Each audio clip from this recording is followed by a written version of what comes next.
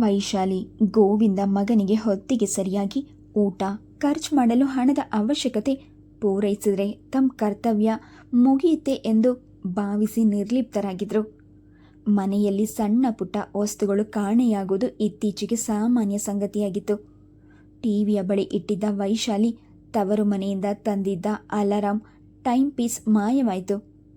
ಅವಳ ರೂಮ್ನಲ್ಲಿ ಡ್ರಾಯರ್ನಲ್ಲಿ ಕಿವಿಯೋಲೆಗಳನ್ನು ಬಿಚ್ಚಿಟ್ಟು ಸ್ಥಾನಕ್ಕೆ ಹೋಗಿ ಬರುವಷ್ಟರಲ್ಲಿ ಅವುಗಳು ಕಳವಾಗಿದ್ದವು. ಅವಳು ಬೆಲೆ ಬಾಳುವ 4-5 ರೇಷ್ಮೆ ಸೀರೆಗಳು ನಾಪತ್ತೆಯಾಗಿದ್ದಾಗ ವೈಶಾಲಿ ದಿಗ್ಭ್ರಾಂತಳಾದ್ಲು. ಏನ್ರಿ ಇದು? ಮನೆಯಲ್ಲಿ ಕಳ್ತನವಾಗೋದು ಅಂದ್ರೇನು? ಹೊರಗಿನ ಕಳ್ಳರನ್ನು ಪೊಲೀಸ್ ಸ್ಟೇಷನ್ಗೆ ಕಂಪ್ಲೇಂಟ್ ಕೊಟ್ಟು ಇಡಿಸ್ಬೋದು. ಮನೆ ಕಳ್ಳರನ್ನು ಹೇಗ್ರಿ ನಿಭಾಯಿಸೋದು? ಹೀಗಿರೋ ಕೆಲಸದವರನ್ನ ಬಿಡಿಸಿ ಬೇರೆಯವರನ್ನ ನೇಮಿಸ್ಕೊಳ್ಳೋಣ.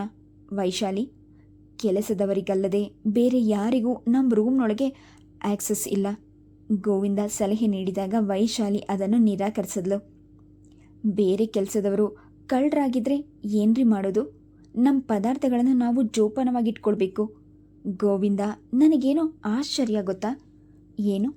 ಅಲ್ಲ, ಕಳವಾಗ್ತಿರೋದು ನಮ್ಮ ಸಾಮಾನುಗಳು ಮಾತ್ರ. ಗೋಪಾಲ ಸುಮತಿ ಒಂದಿನ ತಮ್ಮ ವಸ್ತುಗಳನ್ನು ಕಳೆದುಕೊಂಡಿದ್ದೇ ಕಾಣೆ. ಕದಿಯೋದಾದರೆ ಕೆಲಸದವರು ಕೇವಲ ನಮ್ಮ ವಸ್ತುಗಳನ್ನೇ ಯಾಕೆ ಕದಿಬೇಕು? ನನಗನ್ಸುತ್ತೆ ಇದು ಕೆಲಸದವರ ಕೈವಾಡ ಅಲ್ಲ. ಮತ್ತೆ ಅವುಗಳಿಗೆ ರೆಕ್ಕೆ ಬಂದು ಆರು ಹೋಗುತ್ತಾ? ಗೋವಿಂದ ಹೊಬ್ಬುಗಂಟಾಕಿ ಅಸಹನೆಯಿಂದ ಕೇಳ್ದ. ನೀವು ಬಿಡಿ, ಯಾವ ವಿಷಯಕ್ಕೂ ಮುಂದಾಲೋಚನೆ ದೂರಾಲೋಚನೆ ಮಾಡೋದೇ ಇಲ್ಲ.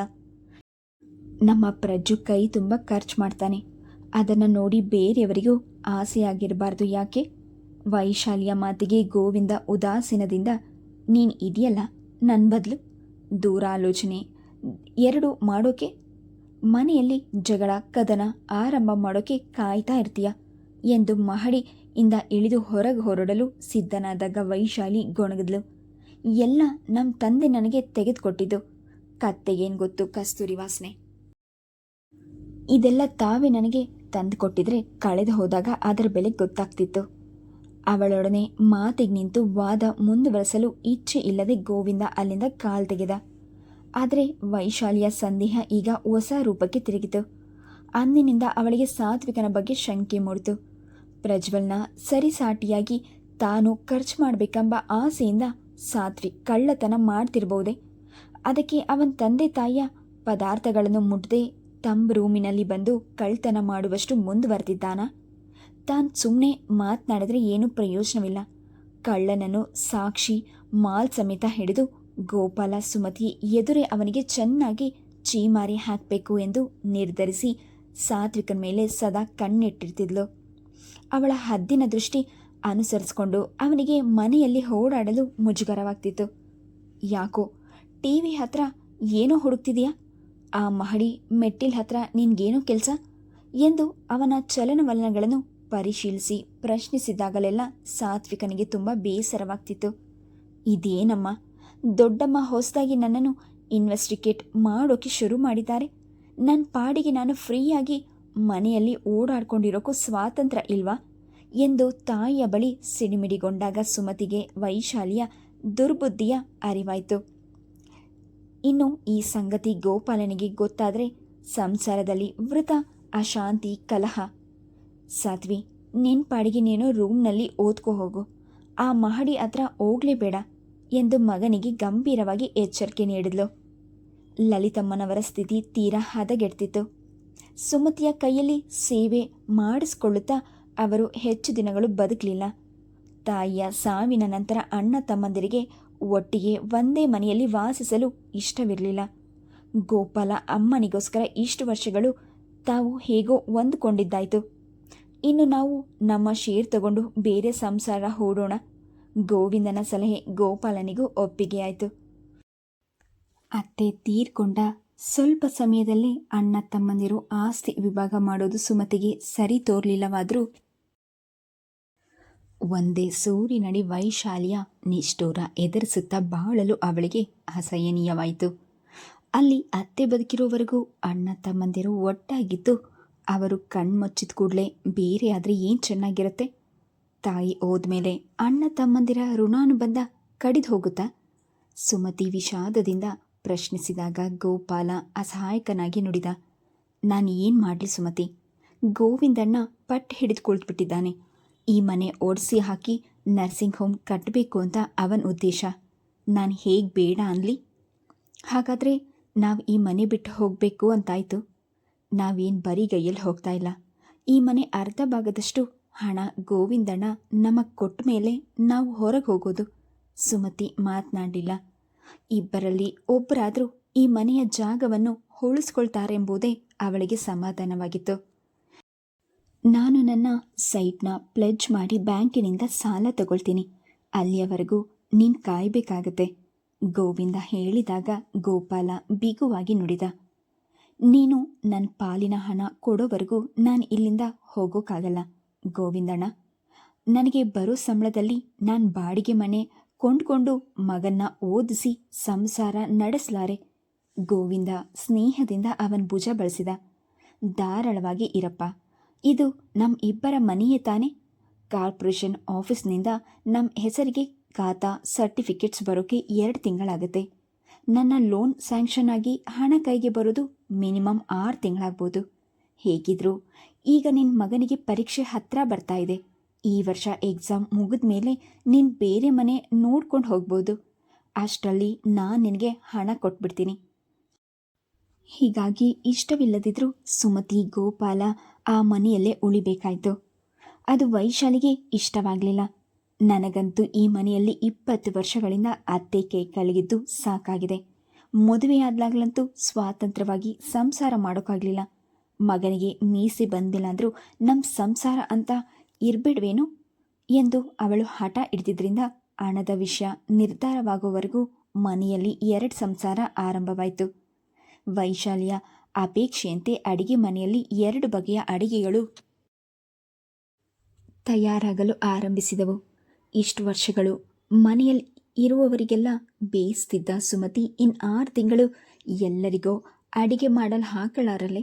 ವೈಶಾಲಿಯೇ ಅದನ್ನು ತಿರಸ್ಕರಿಸಿ, ಇಷ್ಟು ವರ್ಷಗಳು ಅವಳು ಮಾಡಿದ್ದು ಅವಳಿಗೆ ಇಷ್ಟವಾದುದನ್ನೇ ತಿಂದು ನಮಗೆ ಸಾಕಾಗಿದೆ. ನಮಗೆ ಬೇಕಾದ ಅಡಿಗೆ ತಿಂಡಿ ನಾವು ಮಾಡ್ಕೊಂಡು ತಿಂತೀವಿ ಎಂದ್ಲು. ಆದರೆ ಅವಳಿಗೆ ಸಮಯದ ಅಭಾವ, ಅಡಿಗೆಯಲ್ಲಿ ಅಂಥ ಕೈ ಚಳಕವೂ ಅವಳಿಗಿರಲಿಲ್ಲ. ತಾನು ಮಾಡಿದ ಅಡಿಗೆಯನ್ನು ಬಾಯಿಗಿಡಲು ಅವಳಿಗೆ ಅಸಹ್ಯವಾಗ್ತಿತ್ತು.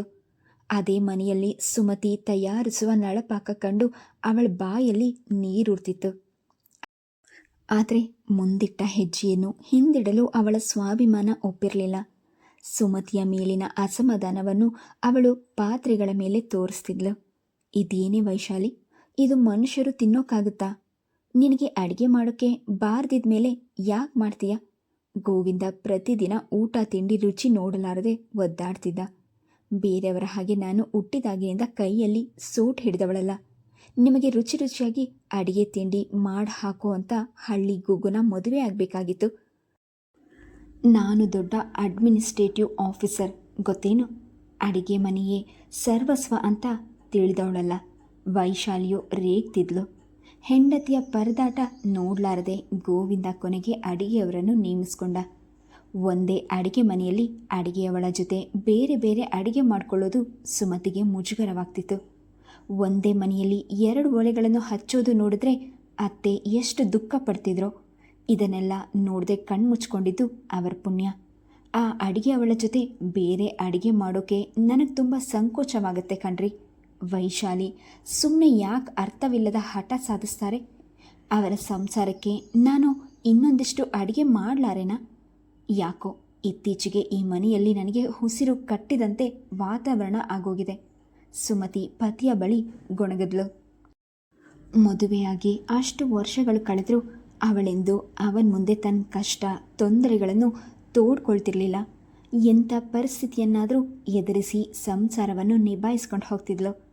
ಅಣ್ಣ ತಮ್ಮಂದಿರು ತಾಯಿ ಬದುಕಿರೋವರೆಗೂ ಒಂದಾಗಿ ಬಾಳಲು ಸಾಧ್ಯವಾಗಿದ್ದು ಸುಮತಿಯಿಂದ ಎಂದರೆ ತಪ್ಪಾಗಲಾರದು. ಅಂತ ಗಟ್ಟಿ ಎದೆಯ ಸುಮತಿ ಹೀಗೆ ಹೇಳಬೇಕಾದ್ರೆ ಅವಳು ಸಾಕಷ್ಟು ನೊಂದಿರಬೇಕೆಂದು ಗೋಪಾಲನಿಗೆ ಅರಿವಾಯಿತು. ನಮ್ಮ ಸಾತ್ವಿಕನಿಗೆ ಪರೀಕ್ಷೆ ಮುಗಿಯೋವರೆಗೂ ಸ್ವಲ್ಪ ದಿನಗಳು ಅಡ್ಜಸ್ಟ್ ಮಾಡ್ಕೋ ಸುಮತಿ. ಇಷ್ಟು ವರ್ಷಗಳೇ ತಾಳ್ಮೆಯಿಂದ ಇದ್ದವಳು ಇನ್ನು 6 ತಿಂಗಳು ನನಗಾಗಿ ಇವರನ್ನೆಲ್ಲ ಸಹಿಸ್ಕೊ. ನೀವು ಹೆಂಗಸರು ಕೊಂಕು ಬುದ್ಧಿ ಅಸೂಯೆ ಯಾವಾಗ ಬಿಡ್ತೀರೋ ಅಲ್ಲಿಯವರೆಗೂ ಸಂಸಾರ ಉದ್ಧಾರ ಆಗಲ್ಲ. ಎರಡು ಕೈ ಸೇರಿದ್ರೆ ತಾನೇ ಚಪ್ಪಾಳೆ. ಅವಳು ಗಾಳಿಯಲ್ಲಿ ಕೈ ಬೀಡ್ಕೊಂಡಿರಲಿ, ನಿನ್ನ ಪಾಡಿಗೆ ನೀನು ಸುಮ್ಮನಿದ್ಬಿಡು ಎಂದು ಹೇಳಿದಾಗ ಸುಮತಿ ಅವನ ಮಾತಿಗೆ ಬೆಲೆ ಕೊಟ್ಟು ಮೌನವಾದ್ಲು. ಆದರೂ ಸಣ್ಣ ಪುಟ್ಟ ವಿಷಯಗಳಲ್ಲಿ ವೈಶಾಲಿ ಜಗಳ ತೆಗೀತಿದ್ಲು. ತನ್ನ ಮಗ ಪ್ರಜ್ವಲ್ ಸಾತ್ವಿಕನಷ್ಟು ಪ್ರತಿಭಾವಂತನಲ್ಲ ಎಂದು ಅಸೂಯೆ ಅಸಹನೆಯೇ ಅವಳ ವರ್ತನೆಗೆ ಮುಖ್ಯ ಕಾರಣವಾಗಿತ್ತು. ಇನ್ನು 6 ತಿಂಗಳು ಉಸಿರು ಬಿಗಿ ಹಿಡಿದು ಚೆನ್ನಾಗಿ ಓದ್ಕೊಂಡ್ಬಿಡಪ್ಪ, ಆಮೇಲೆ ನಾವು ಬೇರೆ ಮನೆ ಮಾಡೋಣ ಎಂದು ಸಾತ್ವಿಕನಿಗೆ ಅನುಕೂಲವಾಗುವಂತೆ ರೂಮ್ನಲ್ಲಿ ಟೇಬಲ್ ಕುರ್ಚಿ ಹಾಕಿ ರೂಮಿನ ಬಾಗಿಲನ್ನು ಮುಚ್ಚಿ ಅವನ ಓದಿಗೆ ಧಕ್ಕೆ ಬಾರದಂತೆ ಸುಮತಿ ಎಚ್ಚರಿಕೆ ವಹಿಸ್ತಿದ್ಲು. ತನ್ನ ತಂದೆ ತಾಯಿ ತನ್ನ ಮೇಲೆ ಬಹಳ ಭರವಸೆ ಇಟ್ಟಿದ್ದಾರೆಂದು ತಿಳಿದಿದ್ದ ಸಾತ್ವಿಕ್ ಸುತ್ತಮುತ್ತಲಿನ ವಾತಾವರಣವನ್ನು ಮರೆತು ವ್ಯಾಸಂಗದಲ್ಲಿ ಮುಳುಗಿ ಹೋಗ್ತಿದ್ದ.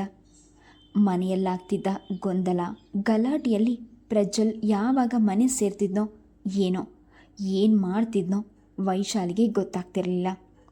ಸಾತ್ವಿಕನ ಪರೀಕ್ಷೆಯ ದಿನ ಅವನಿಗಿಂತ ಸುಮತಿಗೆ ಏನೋ ಸಡಗರ, ಏನೋ ಭಯ ಕಳವಳ. ಸಾತ್ವಿ, ಪ್ರಶ್ನೆಗಳನ್ನೆಲ್ಲ ನಿಧಾನವಾಗಿ ಓದ್ಕೊಂಡು ಉತ್ತರ ಬರೆಯಪ್ಪ, ಯಾವುದೋ ಕನ್ಫ್ಯೂಸ್ ಮಾಡ್ಕೊಳ್ಬೇಡ. ದೇವರ ದಯೆಯಿಂದ ನೀನು ಈ ಎಕ್ಸಾಮ್ನ ಯಶಸ್ವಿಯಾಗಿ ದಾಟ್ಬಿಟ್ರೆ ನನಗೆ ನೆಮ್ಮದಿ ಎಂದು ಉದ್ಗರಿಸಿದ್ಲು. ಮಗನ ಅಭಿವೃದ್ಧಿಗಾಗಿ ಅವಳು ಮನೆ ದೇವರಿಗೆ ಮುಡುಪು ಕಟ್ಟಿಟ್ಟಿದ್ಲು. ಗೋಪಾಲ ಅಂದು ಆಫೀಸಿಗೆ 2 ಗಂಟೆ ಪರ್ಮಿಷನ್ ತೆಗೆದುಕೊಂಡು ಮಗನನ್ನು ಬಿಡಲು ಸಿದ್ಧನಾಗಿದ್ದ. ಸಾತ್ವಿಕನ ಸ್ನಾನ ಮಾಡಿ ತಿಂಡಿ ತಿನ್ನುತ್ತಿದ್ದಾಗ ಅಡಿಗೆಯವರಿಗೆ ಏನೋ ಆದೇಶ ನೀಡಲು ಬಂದ ವೈಶಾಲಿ ಸಾತ್ವಿಕನತ್ತ ತೀಕ್ಷ್ಣವಾಗಿ ನೋಡಿದ್ಲು. ಸಾತ್ವಿಕ್, ನಮ್ಮ ಪ್ರಜ್ವಲ್ನ ಕ್ಯಾಸಿಯೋ ನೋಡಿದೆಯಾ? ಅದರಲ್ಲಿ ನಾನು ಯಾರದ್ದೋ ಇಂಪಾರ್ಟೆಂಟ್ ಫೋನ್ ನಂಬರ್ಗಳು ಗುರುತು ಮಾಡ್ಕೊಂಡಿದ್ದೀನಿ. ನನಗೆ ಗೊತ್ತಿಲ್ಲ ದೊಡ್ಡಮ್ಮ, ನಿನ್ನೆಯಿಂದ ನಾನು ರೂಮ್ನಿಂದ ಹೊರಗೆ ಬಂದೇ ಇಲ್ಲ. ಸಾತ್ವಿಕ್ ಅವಸರದಿಂದ ಉತ್ತರಿಸಿ ಎದ್ದು ಹೋಗಲು ಯತ್ನಿಸಿದಾಗ ವೈಶಾಲಿ ಗಡುಸಾಗಿ ಅವನನ್ನು ತಡೆದ್ಲು. ಸ್ವಲ್ಪ ನಿಂತ್ಕೋ, ನಿನಗೆ ದೊಡ್ಡವರು ಅಂತ ಮರ್ಯಾದೆ ಇಲ್ವಾ? ಹೇಳೋದನ್ನು ನಯವಾಗಿ ಹೇಳೋಕೆ ಬರಲ್ವಾ ನಿನಗೆ? ಉತ್ತರ ಕೊಡೋಕ್ಕೆ ಮುಂಚೆ ಮುಖ ತಿರುಗಿಸ್ಕೊಂಡು ಹೋಗ್ತೀಯಾ? ಹಾಗೇನಿಲ್ಲ ದೊಡ್ಡಮ್ಮ, ನನಗೆ ಪರೀಕ್ಷೆಗೆ ಲೇಟ್ ಆಗುತ್ತೆ, ಅದಕ್ಕೆ. ಸಾತ್ವಿಕ್ ಮೆಲುವಾಗಿ ನುಡಿದ.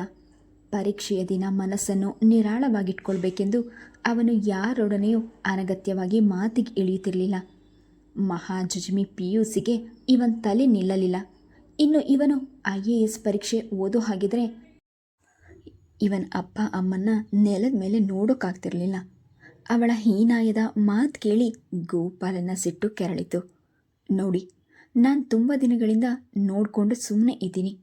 ನನ್ನ ಮಗನ ಬಗ್ಗೆ ನಿಮ್ಗೆ ಯಾಕೆ ಅಸಹನೆ?